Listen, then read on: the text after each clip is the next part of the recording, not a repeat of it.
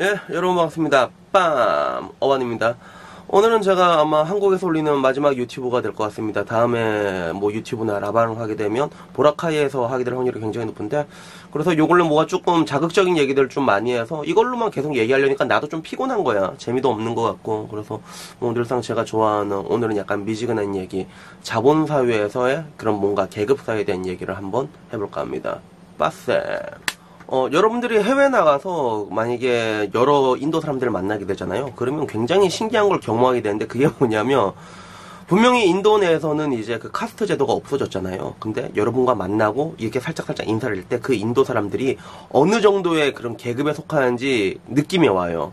그게 왜 그러냐면 말을 하나 하더라도 굉장히 자신감 차게 말을 하는 사람들이 있단 말이야. 그리고 보통 자신감 차게 말하는 사람들은 보면 이렇게 지나가도 그 데오드란트 냄새가 좀 많이 나더라고. 그래서 제가 겪은 경험에 의하면 뭔가 좀 진짜 인도 사람인데도 그 뭔가 얘기할 때도 이게 의기소침한 사람들이 있고, 그리고 반대로 뭔가 당당하고, 그리고 막 지나갈 때 이게 향기가 나, 이게 데오드란트 냄새가 이러면서 나는 사람들이 있는데, 그런 사람들은 분명히 이제 인도 내에서도 약간 카스트 제도에 의하면 이게 높은 데에 있는 사람이겠죠. 그래서 카스트 제도도 이게 보면 되게 재밌는 게, 그 브라만이라고 하나? 브라만 크샤트리아 이렇게 내려가나요? 그래서 인도에는 이제 시바신을 섬기잖아요. 그 시바신은 머리에서 나온 걸 브라만이라고 하고, 뭐 가슴은 크샤트리아 이렇게 점점 내려간다 하더라고요. 그래서 마지막으로 이게 뭐 수도라 밑으로 내려가다가 그 불가촉 천민이라고 하잖아요. 언터처블. 그래서 언터처블은 어디서 나왔냐 하면 시바신의 발도 아니라 똥에서 나왔대. 그래서 보면서도 뭐 이 땅에 다 있나 싶은데, 실제로 이렇게 여러분들이 많은 인도 사람들을 만나게 되면 그 사람들은 단순히 잠깐만 얘기를 해도 그 사람이 계급이라는 게 대충 눈에 보이는 그런 뭔가 신기한 경험을 하게 되거든요.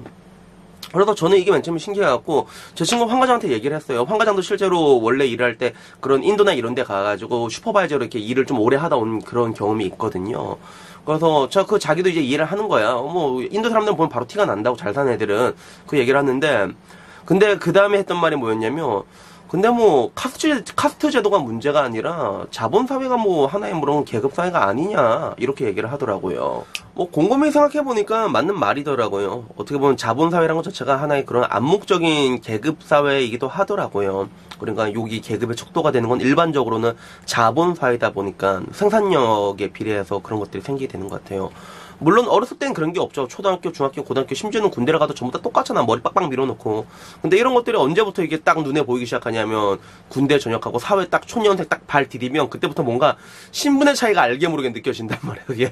그래서 여자도 뭐 남자를 볼 때 이렇게 판단을 하잖아. 똑같은 조건이라 해도 그런 뭔가 생산력이 낮은 사람과 생산력이 높은 사람, 그리고 똑같이 생산력이 높은데 대기업을 다녀서 높은 사람이랑 아니면 뭔가 판검사라도 높은 사람 다 다르게 보잖아요.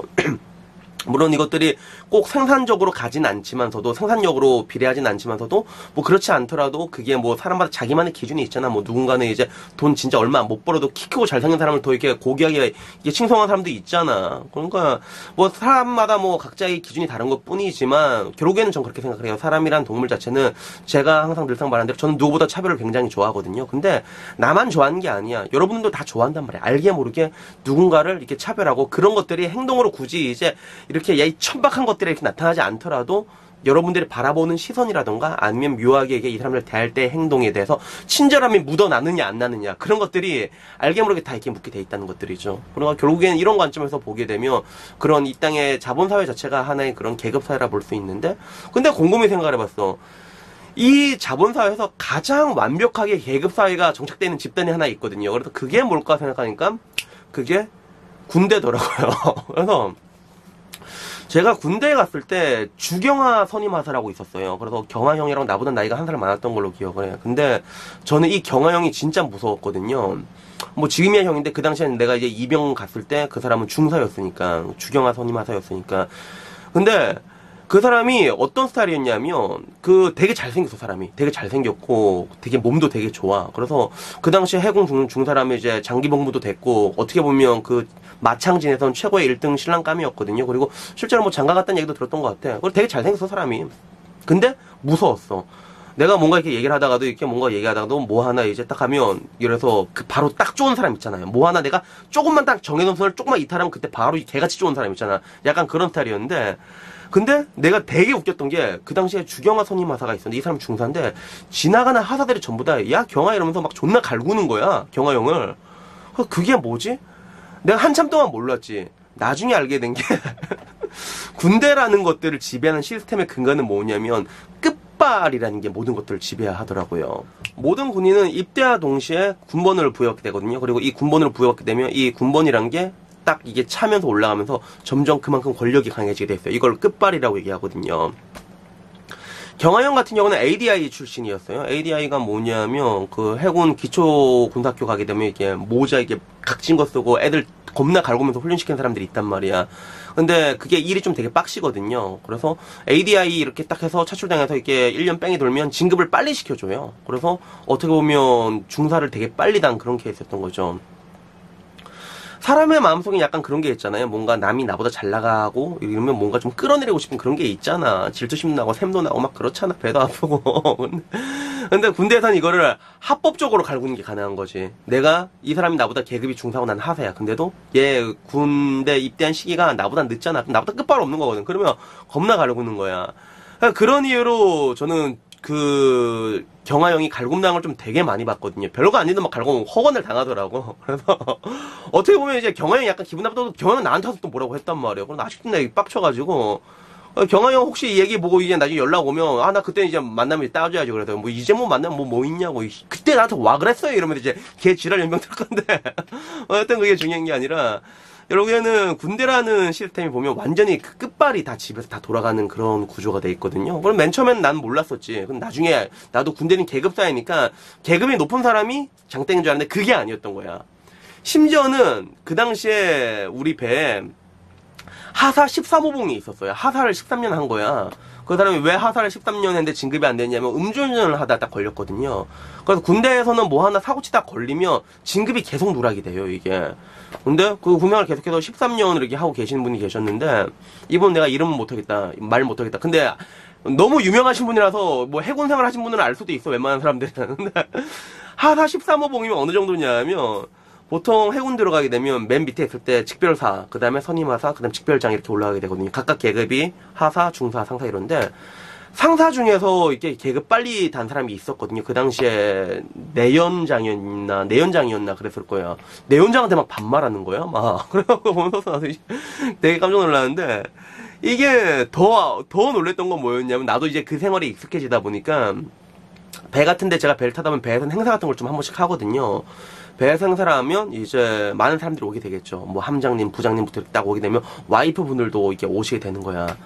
한 번은 이게 배 행사할 때 아줌마들이 이렇게 쭈루루루루루루 올라오는 건데 나는 그 아줌마들을 분명히 처음 봤거든. 근데 처음 봤는데 누가 누구 와이프인지 알겠는 거야. 당연히 처음 올라가니까 저 사람은 함장님 마누라고, 두 번째 부장님 마누라겠고, 세 번째 보니까 보자 포소장님인가 이런 식으로 결국에는 여자들도 이게 끝발대로 막 다 움직이거든요. 나중에 안 얘기지만 이게 군대 이렇게 가잖아요. 군인을 와이프로 둔 사람은 자기 계급도 남편 계급을 따라가게 되는 그런 것들이 있어요. 그래서 나중에 이게 카더라로 듣기로는 어떤 배에서 함장님이 김장을 담그잖아. 그러면 함장님 밑에 있는 그 장교들 와이프들이 전부 다 가갖고 노동력이 착취하면서 이제 그런 식으로 이제 봉사를 하다가 온다고 하더라고요.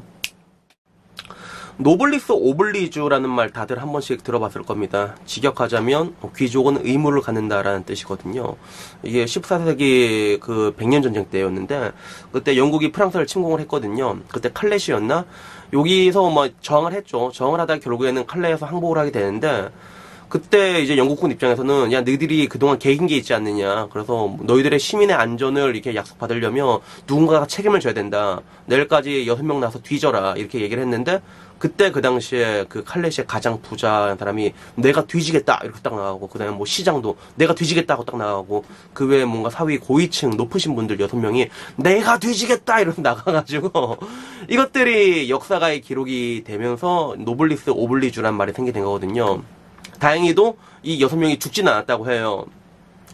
결국에는 그런 거죠. 뭔가 이 사회의 높은 신분, 높은 계급에는 그만한 이제 의무라는 게 따른다는 것들인데, 근데 제가 군대에서 보고 느꼈던 건 뭐였냐면, 그런 뭔가 책임감 없는 권력이라는 것들이 야, 사람을 얼마나 개빡돌게 할 수 있는가에 대해서 난 진짜 많이 봤거든, 그것들을.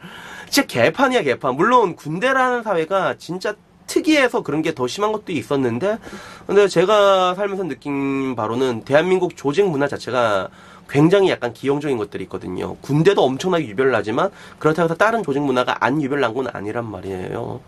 그래서 저도 같은 경우도 뭐 그런 걸 해봤지만서도 그때 제가 느꼈던 게 그런 뭔가 조직사회의 하나의 여러 개의 톱니바퀴 같이 맞물려 돌아갈 것보다는 그냥 내 혼자서 그냥 돌아가자. 나 혼자 큰 톱니가 돼서 돌아가자. 그래서 뭐 지금 여러분들이 아시다시피 그냥 증권사 위촉 계약식으로 4대 보험 안 되고 하지만 무한대로 계약이 갱신 가능한 그런 업종에 일을 하고 있는데 문득 그런 생각이 들더라고요. 안 그래도 얼마 전에 바로 어제였을 거야. 어떤 분이 직장을 그만뒀대요. 제 유튜브 많이 보시던 분이었어. 나시 이근 아이디 연구원로 봐갖고.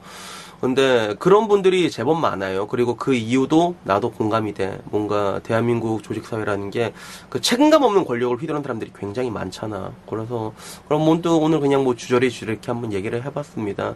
물론 이 부분에 대해서 뭐 회사를 그만두고 뭐 치앙마이 가서 몇 달 살고 와라 뭐 이런 말에 대해서 내가 뭐라고 말을 할 수가 없어. 그건 여러분들의 인생이거든요. 그러니까 내가 뭐라고 얘기해 줄 수는 없는데 근데 한편으로는 대한민국 사람은 다 공감하는 게 좀 대한민국이란 나라 자체가 조직 문화가 굉장히 기형적으로 잡혀 있는 것들은 분명히 있는 것 같아요. 그래서 이런 것들이 빨리 해결됐으면 하는데 아마 시간이 많이 걸리지 않을까 생각을 합니다. 그래서 오늘 얘기는 여기까지고요. 다음 이 시간에는 아마 보라카이에서 촬영해서 올라가지 않을까 생각합니다. 아무쪼록 모두들 즐거운 주말 보내시고요. 다음에 뵙겠습니다. 빠세!